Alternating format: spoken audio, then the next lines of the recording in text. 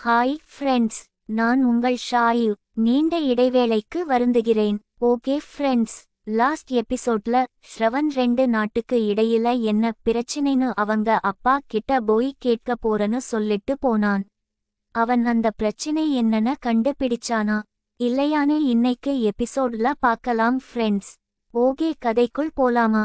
ஸ்ரவன் வீட்டுக்கு போனதும் அவங்க அப்பா கிட்ட அவன் மேஜிக் பவர் யூஸ் பண்ணி 2 நாட்டுக்கு இடையில ஏதாச்சும் பிரச்சனை நடந்துச்சான்னு கேக்குறான்.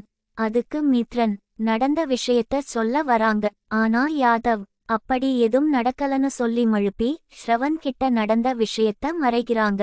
ஸ்ரவன் யாதவ் சொல்றது உண்மைன்னு நினைச்சு அத அப்படியே விட்டுறான். மறுநாள் காலையில அரச சபையில ஒரு மீட்டிங் நடக்குது.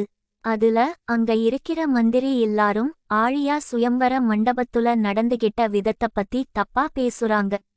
அதோட நாடு வறண்டு போனதுக்கு காரணம் ஆழியாதான்னு சொல்றாங்க. அத கேட்ட ராஜாக்கு செம கோவம் வருது. என் மகள பத்தி சொல்ல யாருக்கும் உரிமை இல்ல. அவள பத்தி இனி யாரும் இந்த ராஜ சபையில பேசக்கூடாதுன்னு சொல்றாரு. அப்புறம் அங்க இருந்து எல்லாரையும் வெளிய போக சொல்றாரு ராஜா.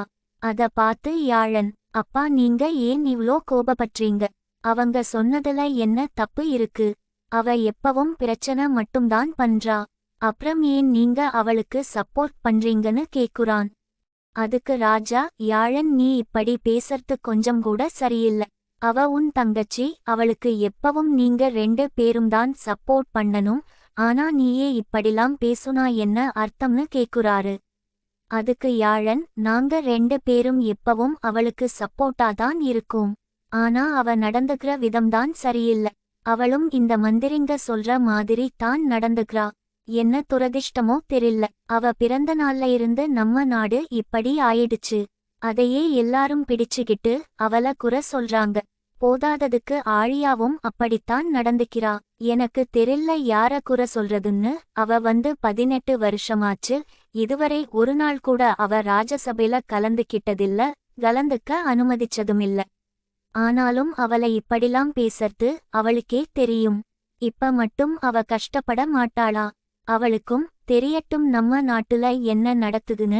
இனியும் அவள ஒதுக்க வேண்டாம். அப்பதான் அவளுக்கு கொஞ்சமாச்சும் பொறுப்பு வரும்னு கோபத்துல பேசிட்டு போறான்.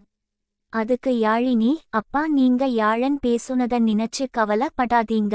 நான் அவன்கிட்ட பேசுறன்னு சொல்லிட்டு போறா. வெளிய வந்ததும் ஆழியா யாழினிட்ட ராஜசபையில என்ன நடந்துச்சுன்னு கேக்குறா.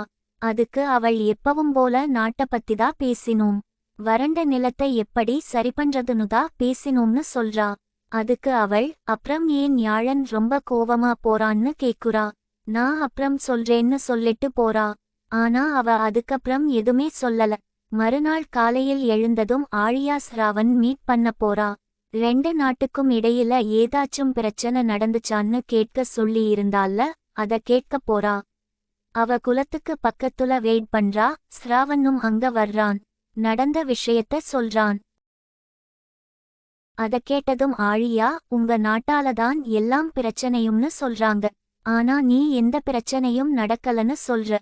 ஒருவேளை உன்கிட்டையும் ஏதாச்சும் மறைச்சாங்களான்னு கேக்குறா. அதுக்கு ஸ்ரவன், நீ சொல்றது சரிதான். நான் அப்பா கிட்ட கேட்டப்போ அவரு ஏதோ சொல்ல வந்தாரு. ஆனா யாதவ் அன்குல்தான் வேற ஏதோ சொல்லி சமாளிச்சாரு. ஆனா நான் தான் அவரு சொன்னத அப்படியே நம்பிட்டேன். சரி, நான் என்ன நடந்திருக்கும்னு பாக்குறன். நீ எதுக்கும் கவலைப்படாதன்னு சொல்றான். அப்படியே பேசிட்டே குளத்துக்கு பக்கத்துல நடந்து போயிட்டு இருக்காங்க. அப்ப திடீர்னு குளத்துல இருந்து பெரிய அலை வந்து ஆழியாவ தொடுது. அத பாத்துட்டு அவ ரொம்ப பயப்பட்றா. ஸ்ராவண்ணம் அத பார்த்து ரொம்ப ஆச்சரியப்பட்றான். இது எப்படி நடந்துச்சு, என்ன நடக்குதுன்னு ஆழியாட்ட கேக்குறான். எனக்கும் தெரியல, அப்பப்போ இப்படி நடக்குது. அதான் இந்த நாட்டுக்கு என்ன பிரச்சனைன்னு தெரில. அத கண்டு பிடிச்சுதான் சரி பண்ணணும்னு சொல்றா. அப்புறம் அவ பேலஸ்க்கு போறா. அப்படி போகும்போது சில மந்திரியெல்லாம் ஆழியாவ பார்த்து, எல்லா ப்ராப்ளம்க்கும் இவங்கத்தான் காரணம்.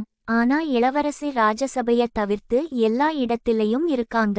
அவங்களுக்கு நாட்டை விட மத்தவங்கதான் முக்கியம் போல. இளவரசிக்கு எந்த அக்கறையும் இல்ல, எந்த பொறுப்பும் இல்லன்னு சொல்லி பேசிட்டு இருந்தாங்க. அத கேட்ட ஆழியா ரொம்ப கஷ்டப்பட்றா. அப்புறம் ஆழியா சோகமா பேலஸ்க்கு போறா. அவ ரூம்ல போய் உட்கார்ந்துட்டு ரொம்ப அழறா. அவ நிறைய யோசிக்கிறா. என் பிறந்த நாள்ல இந்த நாட்டுக்கு இப்படி ஒரு பிரச்சனை வந்துடுச்சு, அதுக்கு நான் என்ன பண்ண முடியும்? என்ன மட்டும் எதுக்கு எல்லாரும் குறை சொல்றாங்க? நான் எதுமே பண்ணலையே. அப்புறம் ஏன் என் நாட்டு மக்களுக்கு இப்படி ஒரு கோபம்னு நினைச்சு ரொம்ப ஃபீல் பண்றா. அன்னைக்கு ஃபுல்லா அவ ரூம்ல இருந்து வெளிய வரவே இல்லை. அப்புறம் அன்னிக்கு நைட் அவ வெளிய வந்து மேஜிக் 3 கீழ உட்காந்துகிட்டா.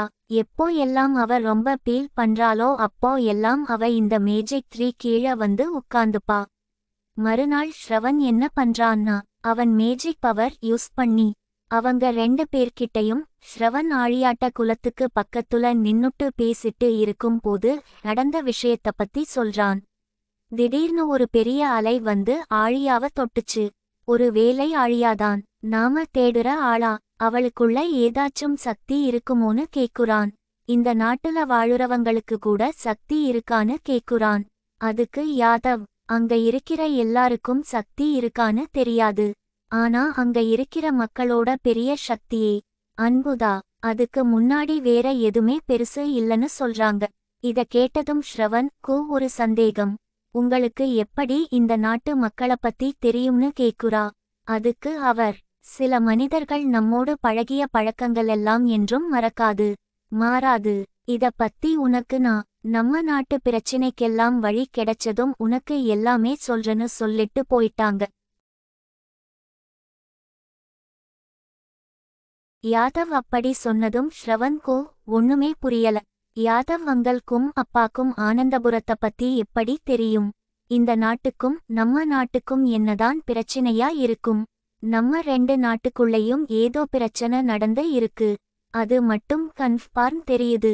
ஆனா என்னன்னுதான் தெரியல. ஆனா ஆழியா சொன்னது போல அவங்க 2 பேரும் ஏதோ என்கிட்ட இதுவரை மறைச்சுதான் இருக்காங்க போலன்னு யோசிக்கிறான். இத பத்தி ஆழியா கிட்ட சொல்லணும்னு நினைக்கிறான். 2 நாட்டுக்கும் இடையில என்னதான் பிரச்சனை நடந்தது?